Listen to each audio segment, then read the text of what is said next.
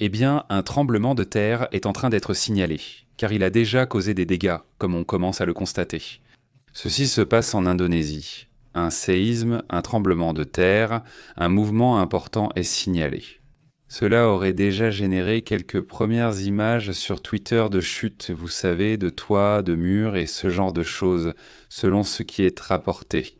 C'est un 5,8, cela à Sulawesi, en Indonésie, n'est-ce pas? Exactement. Qu'en sait-on exactement?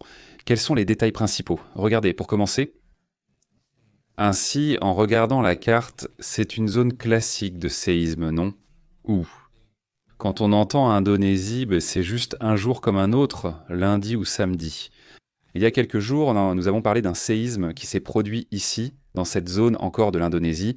Pas de ce côté, le séisme a eu lieu, enfin, pour être exact, c'était dans cette zone, presque sur la côte, en face de la côte indonésienne. Cette fois-ci, le séisme s'est produit à ce point, selon les rapports, à 10 km de profondeur. C'est un 5,8.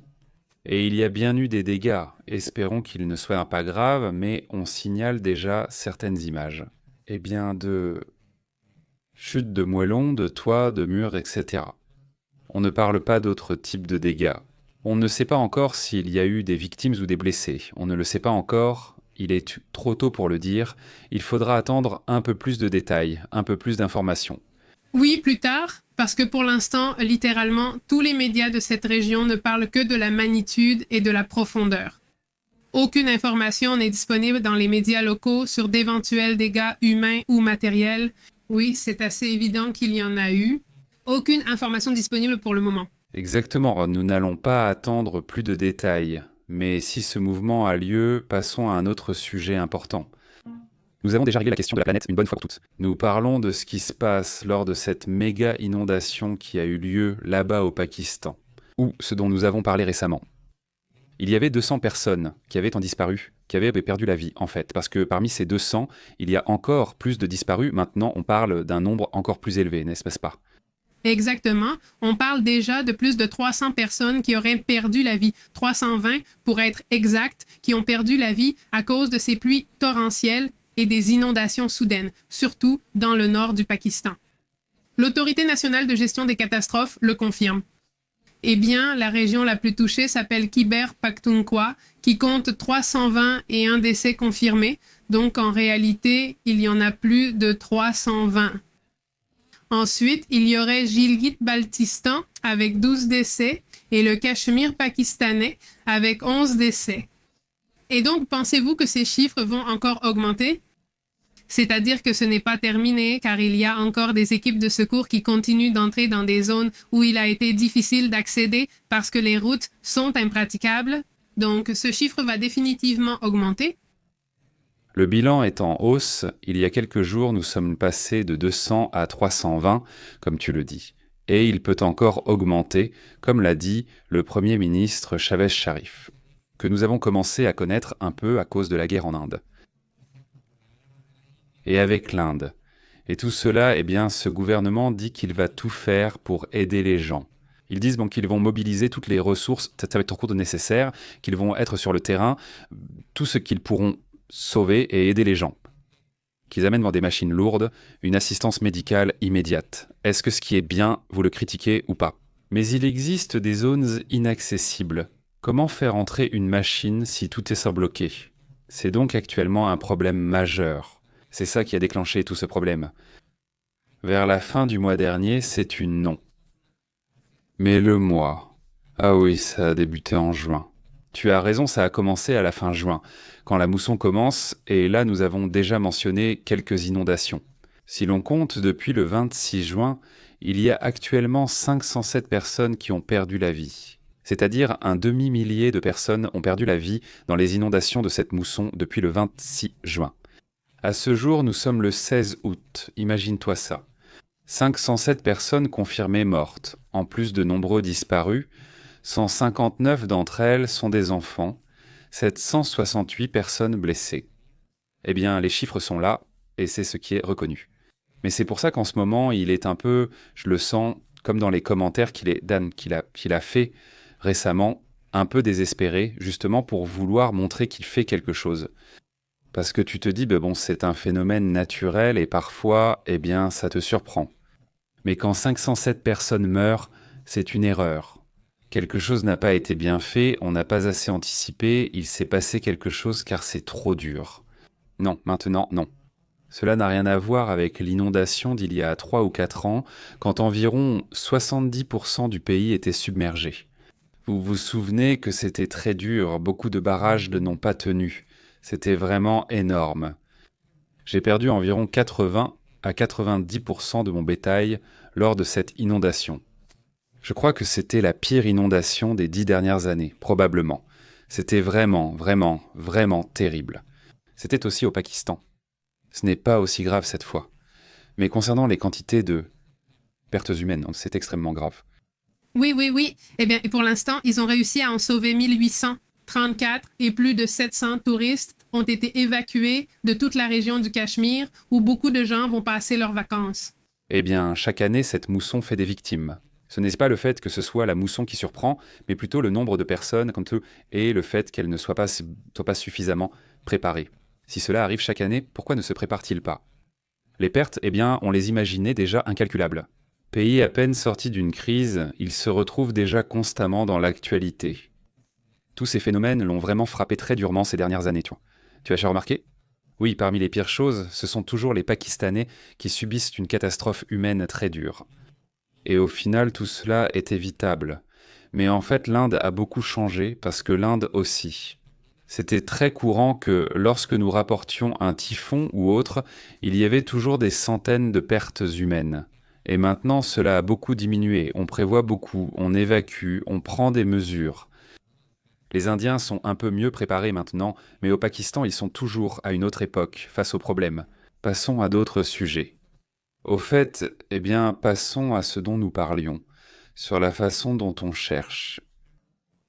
Ce que les États-Unis ont apparemment offert à Zelensky, c'est que l'Ukraine puisse avoir un pacte dans lequel elle pourrait essentiellement appliquer l'article 5 sans appartenir à l'OTAN. Ce qui fait selon moi la valeur de l'OTAN, c'est surtout l'article 5. C'est-à-dire que mes camarades, que mes partenaires puissent me défendre. Si quelqu'un m'attaque, ils peuvent en me défendre. Aujourd'hui, j'ai publié un short dans lequel j'explique chaque point. Comment ça fonctionne. Exactement chaque point. Comment ça fonctionne. Quand l'article 5 s'applique et quand il ne s'applique pas. Si vous pouvez aller voir. La vidéo dure 1 minute, 1 minute et demie, mais on y explique tout cela.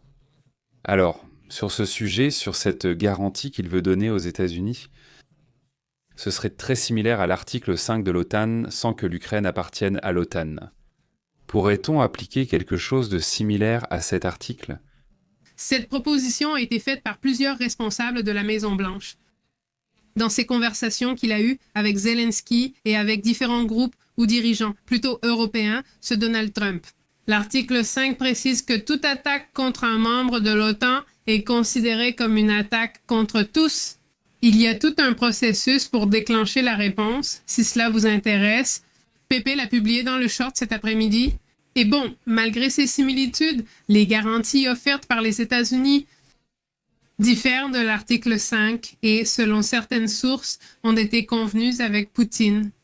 Voilà ce qui est curieux. Le président Trump veut nous engager, que ce soit des troupes ou des ressources des États-Unis, pour défendre l'Ukraine. Il l'a toujours dit très clairement.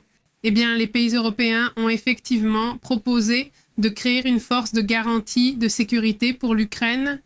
Ne pas admettre que sans le soutien des États-Unis, ce serait inviable, c'est-à-dire sans leur aide, rien ne fonctionne. Sans parler du personnel, prenons l'exemple des armes. Eh bien, ce serait essentiellement inutile et l'OTAN serait indirectement impliquée dans ce schéma de garantie, ce qui représente évidemment une autre approche que celle de l'adhésion complète souhaitée. Eh bien, si cette garantie est donnée, cela pourrait être tentant. Ce serait à considérer. Eh bien, à considérer, parce qu'au moins tu t'assures que la guerre prend fin. On en a peu parlé, mais c'est intéressant, très dans le style de Trump, et il m'a semblé que c'est exactement ce qu'il a fait. Dans ce sens, Trump a dit, et il l'a aussi dit à Vladimir Poutine, parlons d'un cessez-le-feu.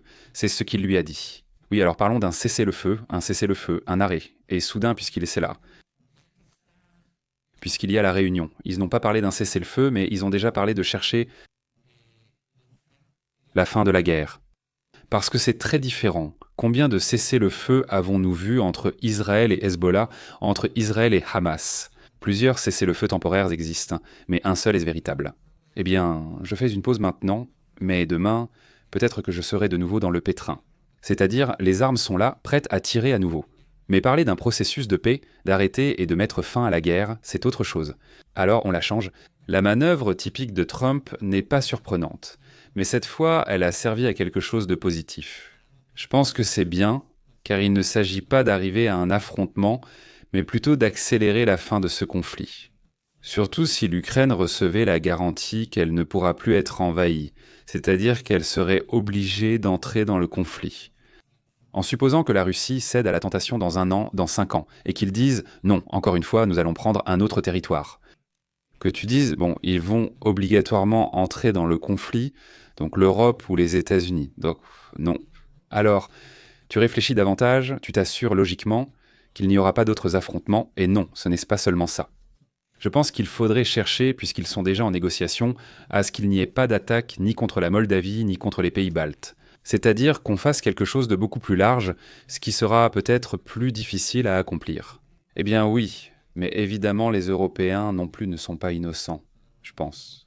Et à ce stade, je pense que cette escalade de préparation à la guerre va continuer, même s'il y avait un cessez-le-feu et que la guerre se terminait officiellement.